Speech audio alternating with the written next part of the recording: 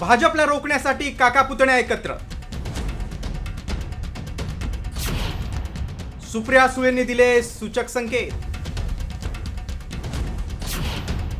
पुण्यात उडणार युतीचा बार. महापालिका निवडणुकीसाठी सगळ्याच राजकीय पक्षांनी कंबर कसली. त्यातच गेल्या महापालिका निवडणुकीत ढासळलेला पिंपरी चिंचवड आणि पुणे महापालिकेचा बालेकिल्ला जिंकण्यासाठी दोन्ही राष्ट्रवादी एकत्र येण्याची चर्चा रंगली होती. मात्र आता थेट सुप्रिया सुळेंनीच दोन्ही राष्ट्रवादीच्या युतीचे संकेत दिले. सगळ्या कार्यकर्त्यांचा एकाच सुरात एकच त्यांनी मला सूचना केली आहे, कारण का मी अतिशय मन मोकळेपणे प्रत्येकाने माझ्याशी बोलावं याच्यासाठी ही सगळी प्रक्रिया आहे.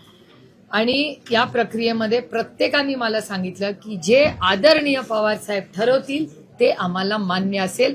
जो काय निर्णय घ्याल तो लवकर घ्या आणि पुण्याच्या हितासाठी घ्या.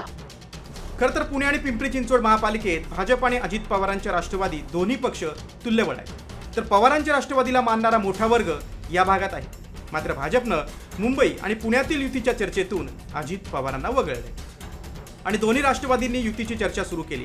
मात्र या युती विरोधात पक्षातूनच आवाज उठायला सुरुवात झाली. अजित पवारांसोबत युतीच्या चर्चा सुरू असल्यानं प्रशांत जगतापांनी थेट शहराध्यक्षपदाचा राजीनामा दिलाय. तर काँग्रेसनंही पुण्यात महायुतीतील पक्षांसोबत युतीला विरोध दर्शवलाय. माझ्या पक्ष नेतृत्वाचा, माझ्या पक्षाचा, स्थानिक शहरातल्या सगळ्या नेत्यांचा, पदाधिकाऱ्यांचा, कार्यकर्त्यांचा सगळ्यांचा आदर ठेवत मी राष्ट्रवादी काँग्रेस पार्टी शरदचंद्रजी पवार पक्षाच्या पुणे शहर अध्यक्षपदाचा प्राथमिक आणि क्रियाशील सदस्यपदाचा आज राजीनामा देऊन या ठिकाणी बाहेर पडत आहे. या जातीवादी शक्तींच्या विरोधामध्ये आम्ही सातत्याने आजपर्यंत लढा दिलेला आहे.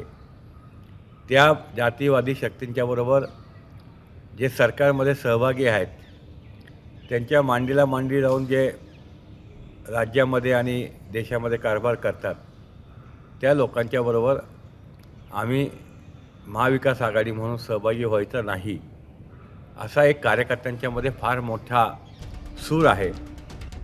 मात्र दोन्ही राष्ट्रवादी एकत्र आल्यास भाजपसमोर कसं आव्हान उभं राहू शकतं पाहूया. 2017 भाजपनं 25 वर्षांपासून सत्तेवर असलेल्या राष्ट्रवादीचा पराभव करत 162 पैकी 97 जागा जिंकल्या. तर राष्ट्रवादीचा 39 जागांवर विजय झाला होता. दुसरीकडे शिवसेनेला अवघ्या 10 जागांवर तर 9 जागांवर काँग्रेस विजयी झालं होतं. अशातच महापालिका निवडणुकीत दोन्ही राष्ट्रवादी एकत्र आल्यास मतविभाजन टळून भाजपपुढे आव्हान निर्माण होईल.